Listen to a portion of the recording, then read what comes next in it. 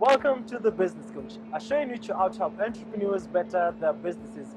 My name is Ian Dennis, and tonight on the show we'll be exploring a multi-million-dollar business, the beauty business. I'll be meeting up with entrepreneurs who are making strides in this particular business.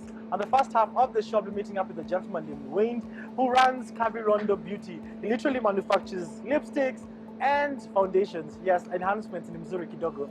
I want to find out how his journey has been in the business and what are some of the challenges he faces in the business. And after the break, I'll be linking him up to Michelle Talami of Marini Naturals, who's behind Marini Naturals, which is one of the few products in the country that you're very proud of in the beauty industry. So welcome to the show. Wayne, Yes. of all businesses that you'll have done, you decided the makeup. Yes. Yeah, and then getting into the beauty industry. So I was joking earlier, have you ever applied a lipstick and a foundation on your face? No.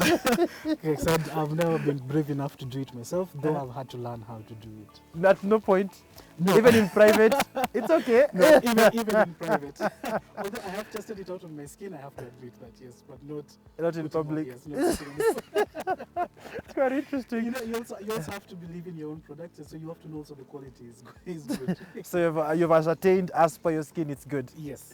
So how did it all start? How did Kavirondo beauty products come? Kavirondo actually started as inspiration from my cousin, who is the founder and CEO of Kavirondo, although she's based in the United States right now. She's been there for quite a while, and she realized that there's a gap, in the beauty product industry, especially when it's geared towards the African woman. She realized that a lot of the products out there were marketed towards the white lady and actually were So we're the made black for we're the black to Besaulika. yes. It's sad that yes, what we are, because a lot of it is not geared towards the black woman. So you'll find even when it comes to foundations or matte lip colors, an African woman would apply it, but it doesn't blend well with her skin. Yes, so she realized there's a gap in that and decided to step in and do something about it. So what is the process like of now setting it up? Because I know you think about something, you plan around it. Yeah. How is it now coming to fruition? Now you're manufacturing your own beauty product. Okay, so once she decided that's something that she wanted to do, she now started looking at what to name it.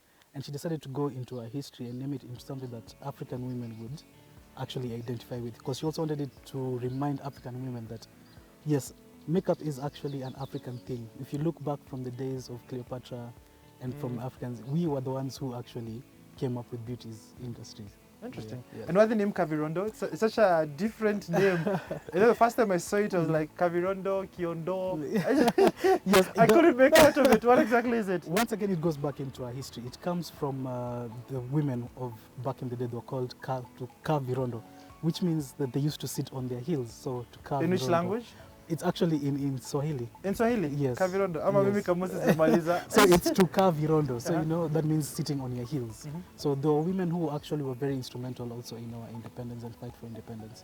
So she decided, let's gear it towards strong African women. So she decided, let's name it that, because these were women who went out hunting, supported the men during the struggle for independence. So decided, yeah, why not name it something strong. And what was the process like of now, what's it called, getting into the manufacture of these particular products? Because I was actually, going through the foundation and I saw the number of ingredients here. Yes. My goodness. What is the process like? Because I'm seeing here it's conceptualized in the US, Yes. inspired by Africa, Yes. and made in PRC. I don't know where is PRC. Yes, that's actually a place in China. In China. Yes. So take me that is through. China. You manufacture it here in Kenya or? No, we actually looked at being able to manufacture it here, but we had two problems with that. The expense and also the quality was not what we wanted out of it. So she decided that she didn't want to bring a product that is substandard, that where once people will apply, everyone will be complaining about it. So she decided she's going to come up with the formula herself, and she'll get a place where the manufacturing can be done up to her standards. Interesting. Yes. So you all flew to China and got a company to actually get to manufacture this? Yes.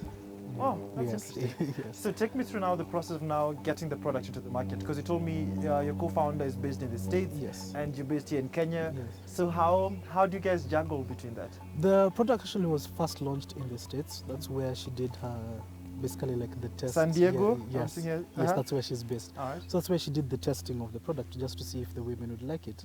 So she did that for, I think, for about a year before now introducing it into the African market. Yeah. And in the Kenyan market and the Kenyan space? In the Kenyan space, we've been in operation since last year, since early last year. Yeah. So it's been around maybe 2 years now. So how now do you juggle operations between the States and the state, what's it called, the US market and the Kenyan market? Because you're in charge of the Kenyan market. Yes. So how do you go What about we it? have tried to do, especially, is to make it quite fair. So what we have done is the pricing is the same. How you'd buy it in the States is the same amount you'd buy it here. Same. Yes, it's the same amount you'd buy it here. Why? Because they're different markets. What exactly what informed we that? wanted to do, we didn't want to make it to seem like, being that now it has been imported here. You know, most products, once they come into Kenya, people hike the prices. Everyone Yes. wants to make 100% profit. But what we wanted to do, we wanted to gear it towards the African woman, and the normal African woman. We didn't want it to where you need makeup, but you need to save for 3 months just to buy a foundation. Just apply Yes. something on your Yes, face. so we wanted to make it a good quality, but also affordable. Oh, Yeah. interesting. So, and in terms of the cost margins, because I know you're manufacturing all from China, does it come from China, goes to the States, and comes to Kenya? What exactly is the process? Initially, it used to go first to the States, then come, because that was, we're not really established in Kenya yet. So what we used to do, all the goods used to go to the States first, then it was divided up in there. Wasn't then that more sent- expensive? Yes, it was, but then we still hadn't also really tested the Kenyan market, so we didn't know how it was going to be received yet here. So we didn't want to bring a lot of goods in and then be stuck with the stock, Having dead stock doesn't really help us. Yeah. So what we did initially was we sent it to the States first, then is when now it was distributed now to Kenya. Yeah. Take me But to- take me- now what we're doing is, since now we're in the Kenyan market established, now it just comes directly. Interesting. Yeah. So take me through the process of you now getting to establish yourself in the Kenyan market, because you told me also your cousin's also Kenyan, based in she the is. States. Yes, So she is. it's Kenyan made product, Yes. despite it being made in the US. Yes. Actually, entering the Kenyan market was a bit tricky. Why so? 'Cause, a lot of the women who are here are so used to using the international product. So, telling them, now this is a Kenyan product, it's made by Kenyans, Oh, it's market, yes. So it's a thing where people tend to think, Kenyan-based products are not up to standard or quality enough like the other international things. So getting people to stop perceiving things like that was also a bit of a struggle.